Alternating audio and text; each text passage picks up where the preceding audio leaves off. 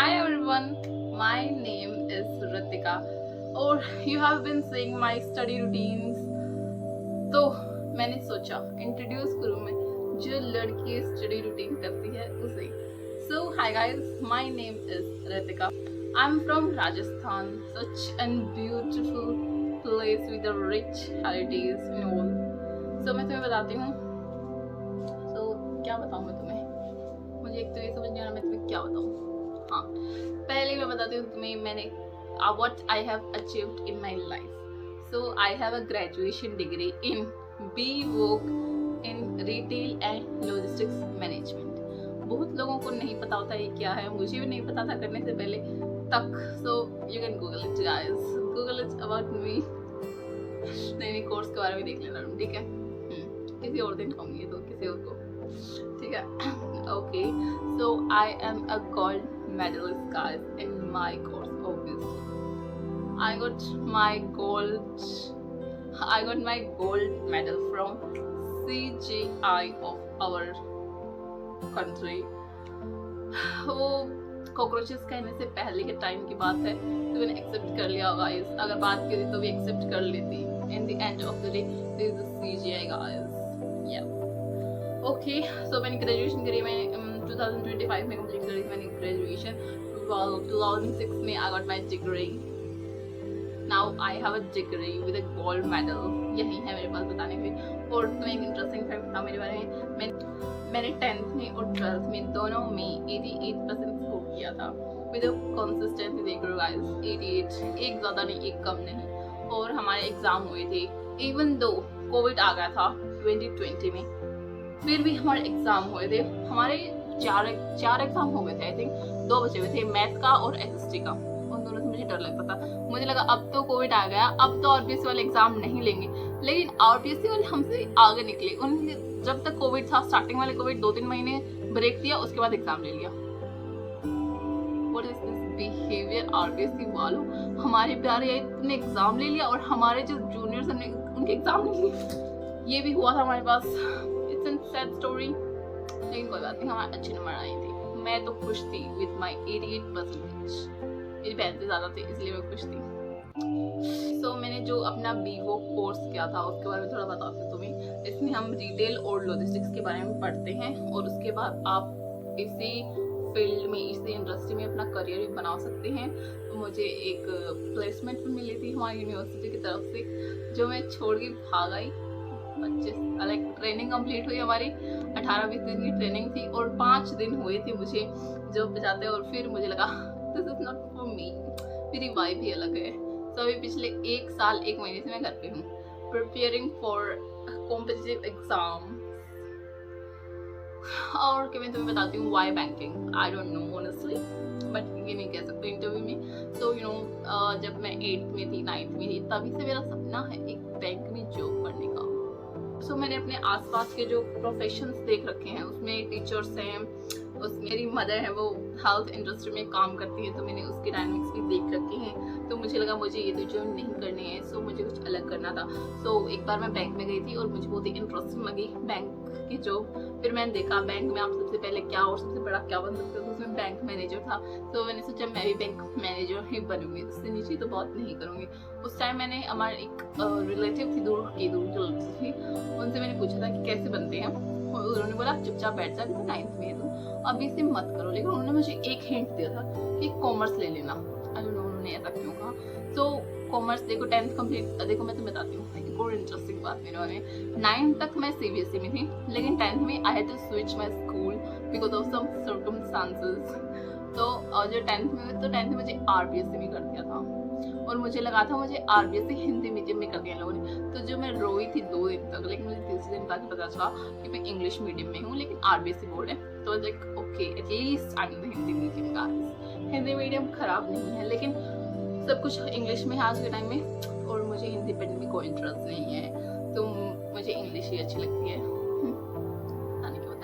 और फिर एक और चीज़ हुई 10th के बाद, जैसे कि कोविड आ गया था तो मैंने सोचा 10th तक मैं घर पे हूँ, 11th में जाऊँगी मैं घर से दूर पढ़ने के लिए. लेकिन कोविड ने हमारे प्लान से पानी फेर दिया और मुझे यहीं रहना पड़ा अपनी होम टाउन काइंड ऑफ में. और यहाँ पे कोई भी अच्छा कॉमर्स का स्कूल नहीं था. टीचर दूर की बात है।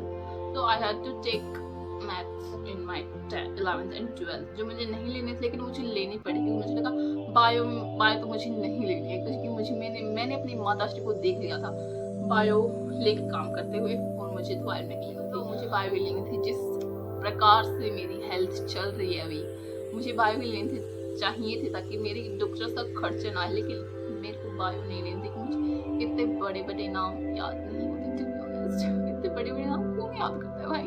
इससे अच्छी तो मैं मैथ के 4 क्वेश्चन सोल्व कर सकती हूँ, और मैं मैथ में अच्छी थी शुरुआत से ही, लेकिन बाद में बुरी हो गई 11th 12th में, क्योंकि 11th घर पे हुई थी, 12th भी ऑलमोस्ट घर पे हुई थी। लास्ट के 3 महीने ही मैं स्कूल गई थी और उसमें ही मैंने बहुत अच्छा स्कोर कर लिया। Like I had 98 in English, 92 in Hindi, I think 88 in math. My God, I was topper of my class guys in 10th and 12th also। 10th में नहीं थी, हाँ 10th में नहीं थी, सॉरी गाइस, लेकिन 12th में थी, क्योंकि बच्चे जो अच्छे और समझदार बच्चे थे ना वो दोस्ती कर चले गए थे, तो मैं ही बची थी, तो मुझे तो आना ही था फर्स्ट। और उसके बाद तो मैं बताती हूँ मैं ये क्यों कर रही हूँ जो मैं अभी कर रही हूँ, क्योंकि मेरे पास और कोई काम नहीं है घर के काम के अलावा।